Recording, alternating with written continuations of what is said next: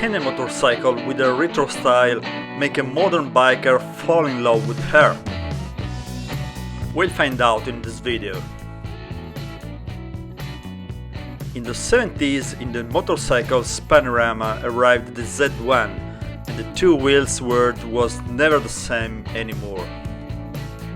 At that time, Kawasaki was a quite young motorcycles company, and to develop the Z1 they resorted to the experience of Italian sport motorcycles in American style. To arrive at the launch, they passed through many problems connected to Honda's competitions that in parallel developed a similar model, the famous Honda CBR 754. In 1972, finally they debuted, and the market welcomed with a standing ovation. And here we are to the present day. Welcome back everyone, it's a big pleasure that today I'll propose you the test of the beautiful Kawasaki Z900RS.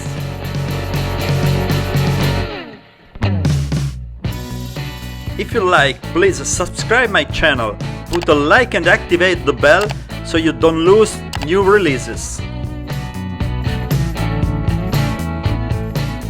But nevertheless, let's check it out. First of all, I'll tell you about how it feels on this beautiful bike. The saddle has a retro style, but it has a good padding, a large handlebar, wrist slightly loaded, semi-closed knee. The position is definitely comfortable, but with an eye on the past, I like it as it teases me. A few curves to get used to, and we begin to climb up, increasing the pace more and more. The chassis is good, the rigid frame well conveys the feelings, stable and safe, it invites you to open the gas.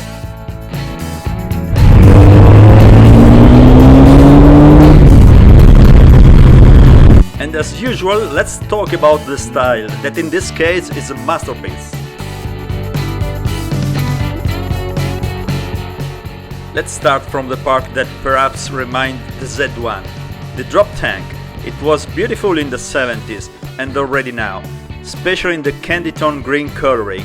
It is made of steel and its sinuous curves ask you to touch it and feel the steel modeled with a style without equals.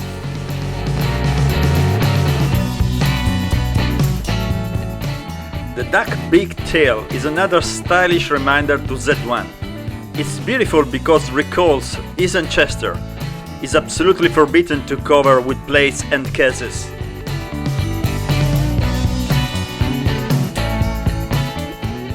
The dashboard is similar to the Z1. How beautiful are the two circular instruments, the needles, the teardrop shells, simply spectacular. In the middle there is a really beautiful monochrome digital instrument that indicates the fuel level, the gear engaged, water temperature, traction control, partial and total odometer, and various warning lights.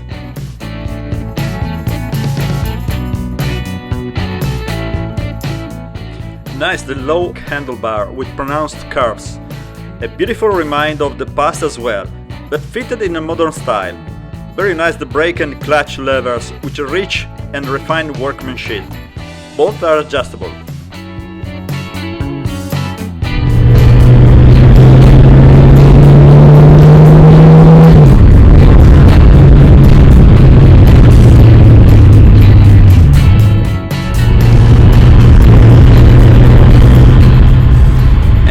Talk about the engine and its fantastic 4 cylinders inline transversal.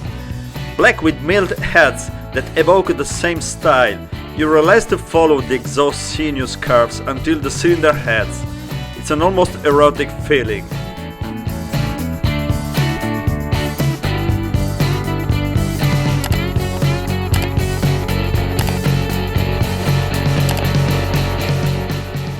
Then let's go into details for this engine. As we just said, the architecture reminds that which made famous the Z1, 4 inline cylinders, but now liquid cooled. It has a curvature of 948 cc. It releases 111 horsepower at 8,500 revolutions and gives a torque of 98.5 Nm at 6,500 revolutions. Equipped with a sophisticated Kawasaki traction control disconnectable.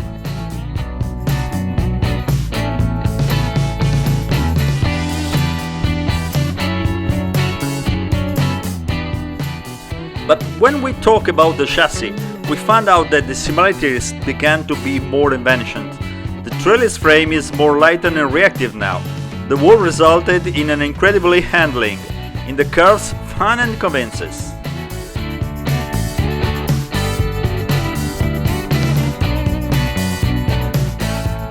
No surprises if we talk about the fork. Upside down stem from 41, adjustable in extension and compression. It's a top quality and gives wonderful pleasure of driving. Whereas in the back we find a gem, a mono damper type horizontal back link, full adjustable, that offer an excellent feeling even if remaining sportive.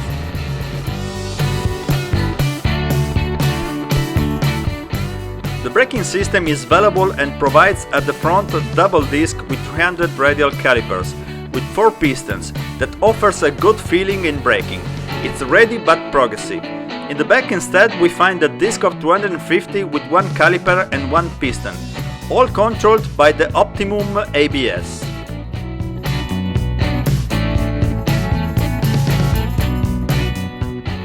But let's talk again of the saddle. We can have in 2 different higher, respectively at 853 mm from the ground or decreased at 800 mm. And then let's talk about this innovative system ErgoFit. Essentially, various parts connected with the structure, like handlebars, saddle, footboards, etc., can be adjustable through a combination of components that can be changed in order to get the best fit for all the drivers.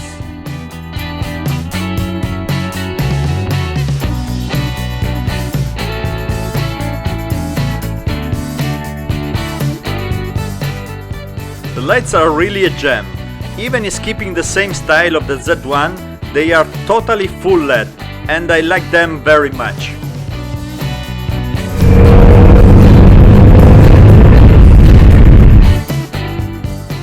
The bike has a lot of fun on different situations, with the front well sticked on the ground. It gives so much feeling and fun, mainly when increase the pace. Good brake with the lever at the handlebar well calibrated that gives a progressive deceleration. We just talked about the driving setup, but after some kilometers I appreciate the comfort, which has been a beautiful surprise. I don't felt it loaded on my wrists, but the position of the saddle transmits a good control, even if reminding the typical setup of motorbikes of the 70s.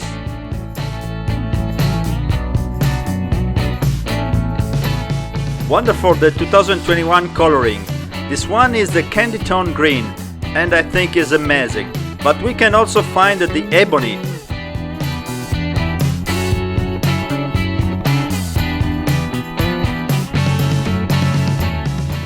The accessories catalog offers some details of the retro style, very interesting.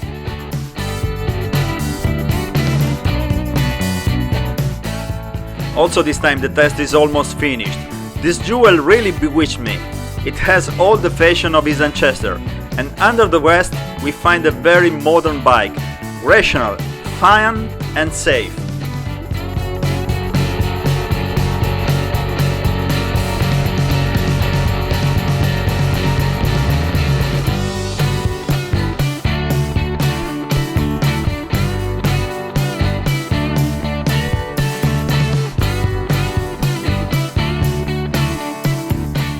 So I want to greet you with these latest images of the test.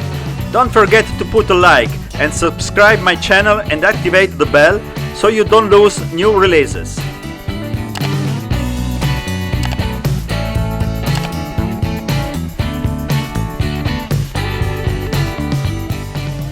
So let's say bye to everyone and see you soon with a new video.